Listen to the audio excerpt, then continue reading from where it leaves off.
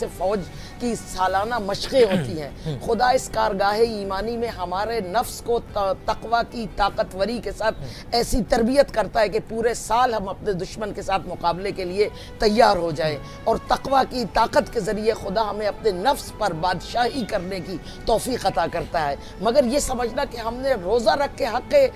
نعمت ادا کر دیا، ایسا نہیں ہے۔ روزے در اصل شکرانہ اور ادب ہے قرآن کا۔ واہ واہ واہ واہ۔ اب مجھے آپ یہ بتائیں نا کہ ہمیں پتہ ہے کہ یہود و نصارہ ہمارے دوست نہیں ہیں، ہمیں پتہ ہے، ہم مانتے بھی ہیں، ظاہر قرآن کہتا ہے، ٹھیک ہے نا، ہم مانتے بھی ہیں،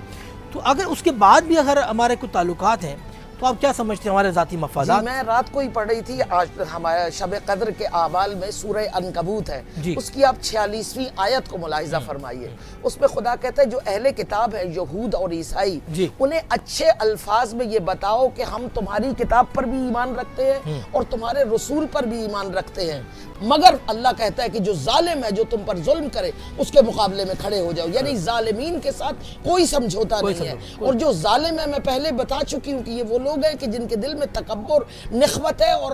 ان یہودیوں کے ہاں دوسری تمام نسل انسانی نجس جانور کے برابر، یہ کہتے ہیں ہم سردار ہیں، باقی تمام انسان جو ہے وہ ایک نجس کتے کی طرح، ہاں ہاں بالکل ایسا ہی، اور اسی تحقیر کے ساتھ، اور جب وہ تحقیر کے ساتھ کھڑے ہوتے ہیں اور مسلمانوں کو تہ تیخ کر کے کھڑے ہوتے ہیں تو پھر ہمارے دشمن ہے۔ تو اس تمام کے ساتھ یہ سلسلہ نہیں ہے، اہل کتاب ہے، یہاں تک کہ بعض علماء بتائیں گے کہ بعض ایسے فقہی امور ہیں جس میں اہل کتاب ہمارے نزدیک ہمارے ساتھ بیٹھ سکتے ہیں، ہمارے ساتھ رہ سکتے ہیں۔ تو یہ سلسلہ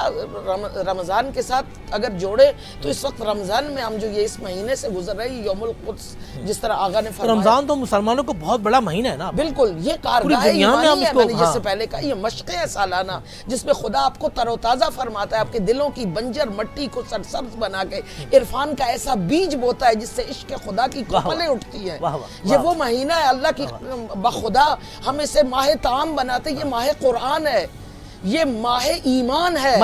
یہ ماہ انعام ہے، اور اس مہینے کی کیا عظمتیں ہیں، ایک خدا ملتا ہے، کتاب خدا ملتی ہے۔ ہمارے یہاں اکثر کتاب کو اتنا غریب اور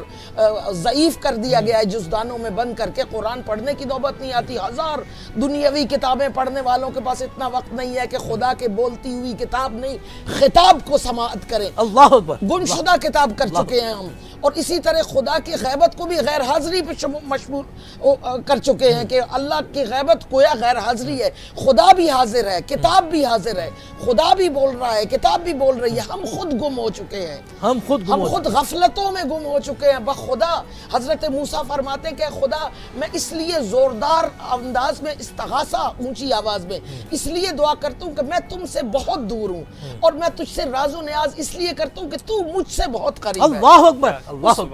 اس نافرمان بچے کی طرح جس کے ماں باپ اس کے بہت قریب ہوتے ہیں مگر وہ اپنے ماں باپ سے بہت دور نافرمانی کے راستوں پر ہوتا ہے۔ تو ہمیں یہ چاہیے کہ ہم اس حاضر کتاب اور حاضر خدا سے اکتساب کریں جو کہتا ہے کہ تو اپنے نفس پر کنٹرول کر، اپنے نفس کی باگیں تھام کر اسے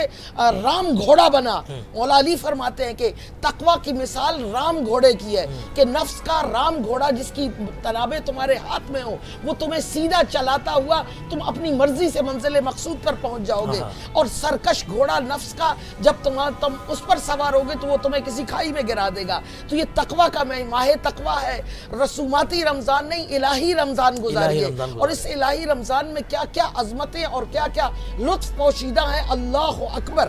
یعنی ایسی ایسی کومپلیں سر اٹھاتی ہیں، ایسا تربیت نفس کا ایسا مہینہ ہے جہاں خدا کہتا ہے کن لی اکون لک، تو کہہ اب میں کروں گا۔ اس مقام پر خدا بندے کو لے آتا ہے، اور یہ بندگی کا عظمت ہے، جیسے معراج میرے آقا کی معراج ہے، عالمین میں کائنات میں کوئی اس بلندی کا احاطہ نہیں کر سکتا۔ اسی طرح مومن کو خدا نے یہ جو گزری ہے رات شب قدر کی، اس شب قدر میں خدا نے ایسا معراج عطا کیا ہے، فرمایا تو 1000 سال تنزل الملائکۃ والروح فیہا، 1000 سال کا وہ